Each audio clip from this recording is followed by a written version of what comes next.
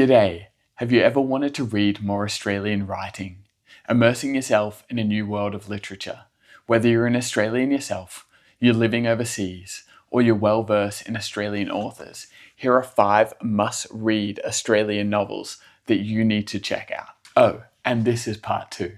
My name's Tim. I'm an Australian writer, educator, and creator. And today I'd like to go over the 5 books that are must-read Australian novels. This is my part 2 by popular demand after being asked a few times if I could do a second part to this series. If you are new here, welcome. I appreciate you giving me your time. But before I get started, I wanted to comment that this list is incredibly subjective to my experience as a reader, and I just wanted to showcase some of my favorites. There are hundreds, thousands, probably hundreds of thousands of novels that come out of Australia at this point in time. I really just wanted to shine a light on some of those really incredibly beautiful novels and works and really showcase what Australia has to offer, because it is a small little country on the far side of the world that often gets neglected in these conversations, but they often come out with some of the greatest bits of art. And I just really wanted to showcase just how beautiful Australian literature is. And these are 5 of my must-read novels, and this is part 2. All right, second up is The Dry by Jane Harper. I love Australian literature, but if I'm picking a genre, my favorite genre is crime novels. And this is maybe one of the most iconic crime novels. There is a whole subset of writers that read The Dry by Jane Harper and went, bloody hell, I can't believe we're able to do it that way. And Jane Harper has just sent this so far into the world that I don't think I'll ever be able to think about crime fiction in the same way. Federal agent Aaron Falk hasn't been back to the place that he grew up in 20 years. And so when he gets word that his childhood best friend, Luke, is dead and his family is murdered, he still isn't planning to go back until he gets a note before the funeral. Luke lied, you lied, be at the funeral.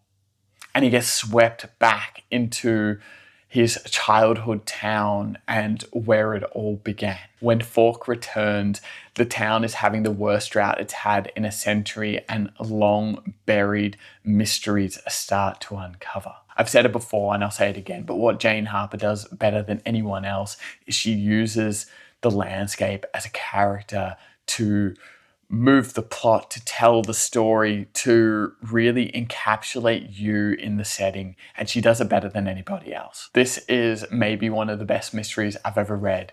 It's a page turner, it's fast, it's gritty, and somewhere tucked into all of it, this underpinning idea of hope that you can change the past is just enchanting. And Jane Harper, like, whatever she does, she's got a new novel that I'm so stoked to read in a few weeks when I return to Australia. But in the meantime, The Dry by Jane Harper is just iconic.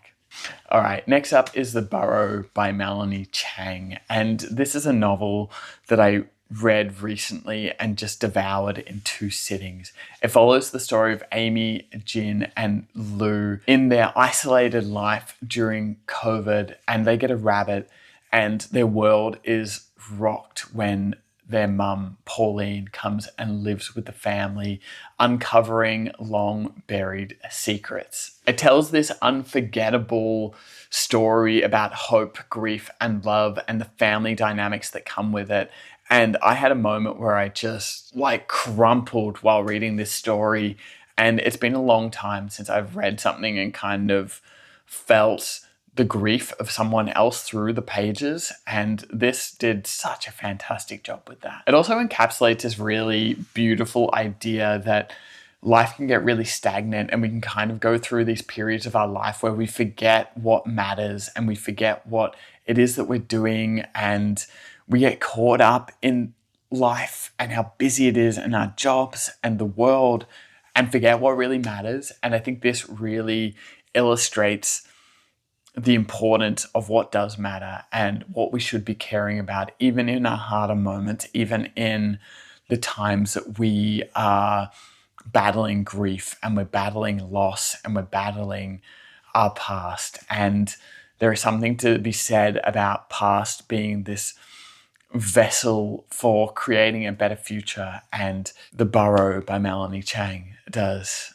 a phenomenal job at that. All right, fourth up is Past the Shallows by Fiel Perret. This novel, it's been probably 6 years since I've read it, and it still gut punches me every time I think about it. It is this emotionally raw, beautiful encapsulation, and it is the real true depiction of what art is and what art should mean. Brothers Joe, Harry and Miles will live with their farmer, who's an abalone farmer off the east coast of Tasmania. And as these boys are growing up, their father is a hard man, he's a gritty man, he is a drinker. And Harry, who is the youngest, has to deal with the violence of a hard man growing up on the east coast of Tasmania. It's truly just the story of a dysfunctional family and 3 young men growing up in the wildness of Tasmania. And it's just this really beautiful language, and it's this beautiful depiction on the world and what we love and what we do and who we are. And I find myself thinking about this novel once every couple of weeks, and I included it in my top 10 books of the 21st century. It grappled me in. It was almost like a rope, and it pulled me in. And I remember the time where I was reading it and just like swallowing, and I felt like I swallowed and held my breath for months on end. And that is one of my favorite pieces of literature. Just the telling and the beauty of the telling of a novel as powerful as that. And the fifth and the final book I have to share with you today is Tomorrow When the War Began by John Marsden.